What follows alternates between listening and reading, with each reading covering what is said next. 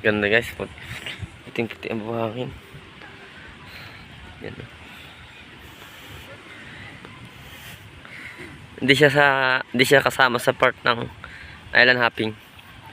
Mapupuntahan lang to guys pag pag maganda ang panahon, kalmada. Pag malakas, sobrang lakas dito ng gulong, hindi mapuntahan.